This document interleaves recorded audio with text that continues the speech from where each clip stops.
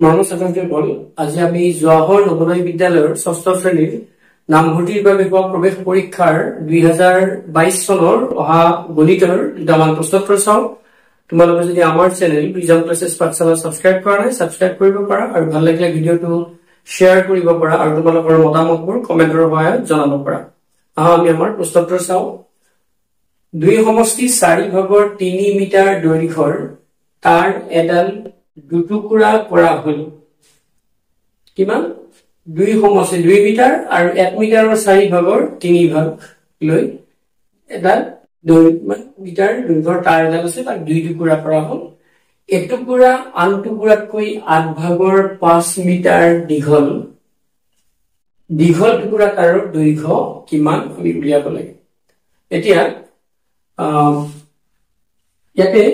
আমি ধৰি লম ৰাহুল সুটি টুকুৰা তাৰৰ দৈৰ্ঘ্য ৰাহুল সুটি টুকুৰা তাৰৰ দৈৰ্ঘ্য কিমান আমি x বুলি ধৰি লম। সুটি টুকুৰা তাৰৰ দৈৰ্ঘ্য x মিটাৰ। এতিয়া দীঘল টুকুৰা যেটো দীঘল টুকুৰা আছে 2 টুকুৰা কৰা আছে দীঘল টুকুৰা তাৰৰ দৈৰ্ঘ্য কিমান হ'ব কিমান বেছি 8 ভাগৰ 5 মিটাৰ বেছি মানে x ৰ লগত 8 ভাগৰ 5 মিটাৰটো যোগ কৰা হল দীঘল টুকুৰাৰ। এতিয়া গতিকে আমাৰ এটা কি হ'ব সুটি টুকুৰা আৰু দীঘল টুকুৰা তাৰৰ দৈৰ্ঘ্য এটো কিমান হ'ব মিলি 2 সমষ্টি 4 ভাগৰ 3 এটো হ'ব। গতিকে এটো আমি যদি যোগ কৰো x plus x twice x দুটা x আৰু is equal to আমি এটো সিফালে লৈ যাম ইফালে প্লাস আছে ইফালে লৈ মাইনাস তাৰ আগতে আমি এটো কৰো 4 দুগুণ এটো কি মিশ্ৰ ভগ্নাংশ হৈ আছে আমি অপ্ৰকৃত ভগ্নাংশলৈ লৈ যাম 4 দুগুণ 8 3 11 এটো যোগ আছে ইফালে গলে 8 ভাগৰ 5 টো বিয়োগ 8 ভাগৰ 5 হল। গতিকে এতিয়া আমি এইটোৰ যদি কি কৰো লসাগু লও 4 আৰু 8 ৰ লসাগু 8 4 ৰে 8 হৰণ কৰিলে লসাগুটো হৰণ কৰিলে দুইবাৰ যাব 11 দুগুণ 22 হল আৰু 8 ৰে 8 হৰণ কৰিলে লসাগুটো একবাৰ 5 1 গুণ 5 গতিকে কিমান হল 8 ভাগৰ 22 ৰ 5 গুণ 17 8 ভাগৰ 17। এতিয়া x equal to এই দুইটো তলত আহিব 16 হ'ব মানে এইটো যেতিয়া আছে 8 ভাগৰ 17 দুই তলত আহিলে পূৰণ হ'ল তাৰে 16 ভাগৰ 17 হ'ল। এতিয়া 16 ভাগৰ 17 মানে আমাৰ কিমান হ'ব 16 ভাগৰ 17 এটো যদি কৰো তাৰে লগত আমাৰ কি যোগ কৰিব লাগিব কিমান এটো আমাৰ x মানে সুটি টুকুৰাৰ দৈৰ্ঘ্য হ'ল আমাৰ দীঘল টুকুৰাৰ দৈৰ্ঘ্য উলিয়াব লাগে। গতিকে দীঘল টুকুৰাৰ দৈৰ্ঘ্য হলে এটো সুটি টুকুৰাৰ গতিকে দীঘল টুকুৰাৰ দৈৰ্ঘ্য কিমান হ'ব দীঘলৰ দৈৰ্ঘ্য 16 ভাগৰ 17 ৰ লগত 8 ভাগৰ 5 যোগ কৰিব লাগিব। গতিকে আমি যোগ কৰিলে লসাগু কিমান হ'ব 16 আৰু 8 ৰ লসাগু 16 হলে এইটো 17 আৰু এইটো কি 8 ৰে 16 দুইবাৰ যাব দুইবাৰ হলে 5 দুগুণ 10 কিমান হ'ল 27 27/16 এটো দীঘল টুকুৰা তাৰৰ দৈৰ্ঘ্য কিন্তু আমাৰ ইয়াতে কি আছে মিশ্ৰ ভগ্নাংশত আছে গতিকে আমি 27 16 ৰে হৰণ কৰিম 16 1 11 তাৰ মানে f সমষ্টি 16 ভাগৰ 11 হ'ল দীঘল টুকুৰা 11 ইমান মিটাৰ হ'ল দীঘল টুকুৰা তাৰৰ দৈৰ্ঘ্য। গতিকে এইটো আমাৰ কি হ'ব অপচন এ হ'ব। 2022 চনত অহা আনটা প্ৰশ্নোত্তৰ চাবা এখন দোকানৰ বস্তুৰ মূল্য 20% হ্ৰাস পালে তাৰ চাহিদা 20% বৃদ্ধি হয় বস্তুৰ দাম কমিলে কি কমাই দিলে তাৰ বিক্ৰীটো বাঢ়ি যায় দোকানৰ বিক্ৰীৰ ওপৰত ইয়াৰ প্ৰভাৱ বিক্ৰী বাঢ়িলেও আমাৰ বিক্ৰী বাঢ়ি গ'ল কিন্তু পইচা দোকানলৈ অহা পইচাটো মানে বিক্ৰী বাঢ়ি সংখ্যাত বিক্ৰী বাঢ়ি কিন্তু বিক্ৰী বাঢ়ি যায় মানে কি বাঢ়ে বিক্ৰীৰ সংখ্যাটো বাঢ়ে কিন্তু দোকানলৈ অহা পইচাটোৰ যেটো পার্সেন্টেজ শতাংশ এটো বাঢ়িব নে কমিব নে কি হ'ব এটো নিশ্চয় বুজি পাইছা যেতিয়া দোকানৰ কি হয় বস্তুৰ মূল্যটো কমাইলে কিমান পাৰ্সেন্ট কমাইছে 20% কমাইছে কমালে তাৰ চাহিদা মানে সেই বস্তুবিলাকৰ কি হয় বিক্ৰীৰ সংখ্যাটো বাঢ়ে 20% সংখ্যাটো বাঢ়িছে এতিয়া দোকানৰ বিক্ৰীৰ ওপৰত ইয়াৰ প্ৰভাৱ মানে কি বাঢ়িলেও শেষত দোকানত পইচাটো অহা যেটো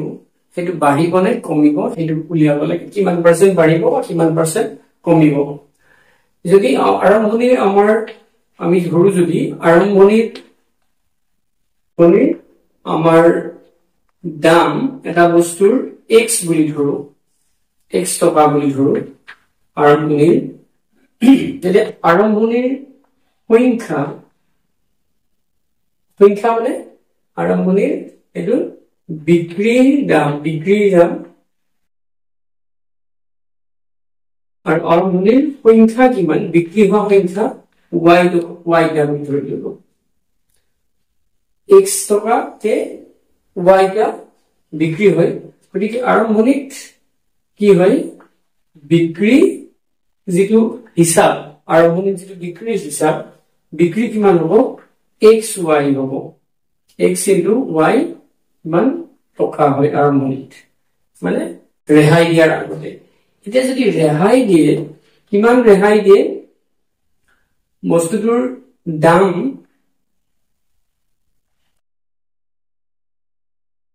ৰেহাইত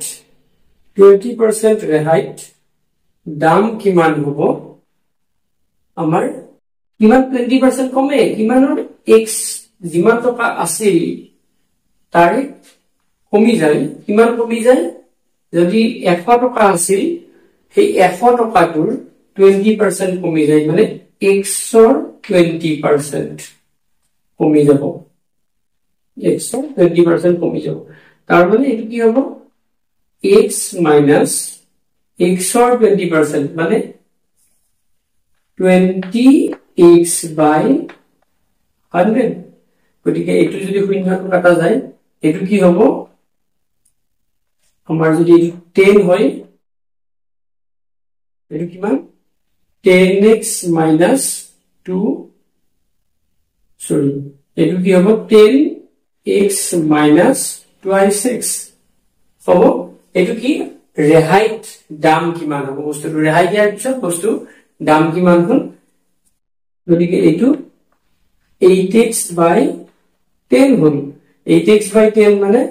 0.8 হ'ল বস্তুটোৰ দাম এটা বস্তুৰ দাম হ'ল কমি গ'ল আৰু যদি তাৰ বৃদ্ধি 20% বৃদ্ধি হয় 20% কি বাঢ়িব সংখ্যাৰ যদি বাঢ়িব সংখ্যাৰ বৃদ্ধি কি হ'ব সংখ্যা কিমান হ'ব y লগত y 20% to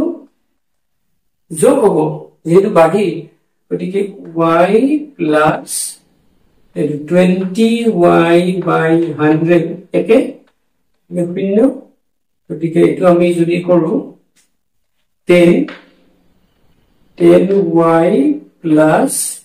twice y মানে 12y by 10 তাৰ মানে আমাৰ কিমান হ'ব 0.12 sorry 0. নহয় এটো 1.12y ইকুয়াল সংখ্যা বাঢ়িল এতিয়া মুঠ এটা বস্তুৰ দাম এনেকে মানে কি তাৰ ৰেহাই দিয়াৰ পিছত ইমান হ'ল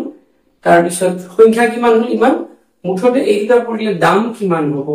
ৰেহাইৰ পিছত এতিয়া দাম কিমান হ'ব 0.8x into 1.2 y গতিকে এইটোৰ দাম কিমান হ'ব 12 93 xy হল গতিকে 12 96 xy মানে এইটো প্ৰথম বিক্ৰী কিমান এইটো প্ৰথম বিক্ৰী 96 y মানে 96 or 100 ইমানৰ এইটো পূৰণ xy গতিকে এইটো আমি কিমান 96% বা আমি এনেকৈ উল্টাকে ক'ব পাৰো পূৰণ যেহেতু আছে xy কিমান 96% বুলি ক'ব পাৰো xy 96% হৈ গ'ল তাৰমানে ইমান টকা অহা হ'ল দোকানলৈ ইমান পইচা দোকানলৈ আহে দাম যেহেতু কমিছে সংখ্যা বাঢ়াৰ ফলত আগতে xy টকা আহিছিল এতিয়া হেতু হোৱাৰ পিছত কি হ'ল xy 96% তাৰ মানে কি হ'ল আমাৰ পার্সেন্টেজ টু বিক্রি যদিও বাঢ়িল কি হ'ল পইচা যেটো আহে হেতু কমি গ'ল কিমান কমি 90 কাৰে 96% এটা 100% আছিল তাৰ 96% মানে কি কমি 100% ৰ পৰা 96% হৈ গ'ল তাৰ মানে কিমান পাৰ্সেন্ট কমি 4% দাম মানে কি প্ৰভাৱ পৰিব কি বিক্ৰি তো বাঢ়িল কিন্তু 4% কি কৰিব যিখিনি পইচা আহে 4% তো কমি যাব অহা পইচাৰ পৰিমাণটো হেতু আসলে প্ৰভাৱটো হেতু বুজাইছে এটো নিশ্চয় বুজি পাইছো ভালকে ইফি মন কৰিবা কাৰণ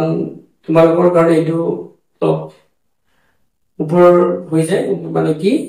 আৰু মানদণ্ডটো ওপৰ হয় গতিকে ভালকে ইখিনি মন কৰিবা আৰু কিবা থাকিলে আমাক কমেন্ট কৰি জনাবা এটো